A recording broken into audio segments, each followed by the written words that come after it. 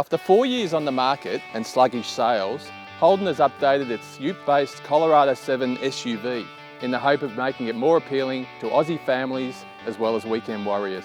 It's also changed the name to Trailblazer, which is already used on the American Chevrolet version. So to find out how much it's improved, we drove the Trailblazer back to back with our reigning ute-based off-road SUV champion, the Toyota Fortuner. Both vehicles run gutsy 2.8 litre 4-cylinder turbo diesel engines, matched to 6-speed automatic gearboxes. But engine, transmission and suspension tweaks, along with new electric steering, have transformed the Holden's on-road dynamics, now making it smoother, quieter and more responsive than the Toyota. Holden has done an excellent job in improving the cornering and handling ability of the new Trailblazer, but unfortunately the ride is just a little bit harsh on off-road tracks, the same tracks that the Fortuner seems to glide over. Interior upgrades, including a new dash and more technology, also make it a better match for the Toyota.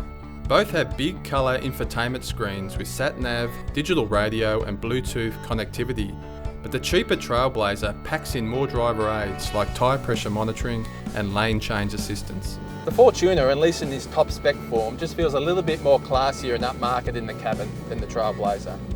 There's some nice surface materials, a little bit of stitching, and it all just feels a little bit less plasticky than in the Holden. The Toyota also trumps the Holden for interior comfort, although there's more room overall in the Trailblazer, especially in the third row seats. It's a lot easier to get comfortable in the Fortuner than the Trailblazer.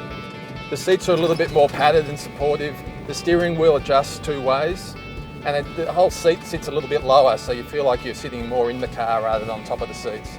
Both feature proper four-wheel drive systems and steel underbody protection, but the Fortuner's rear diff lock and softer suspension give it an edge when the going gets rough.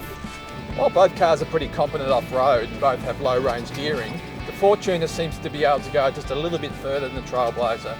All up, it's clear the Trailblazer is a much improved package and better value than the Fortuner. So if you want a sharper drive or need to tow something big or carry 7 adults, the Holden is a good choice. But if you don't mind paying for a 7-seater that delivers a more satisfying blend of family wagon and outback tourer, we'd stick with the Toyota.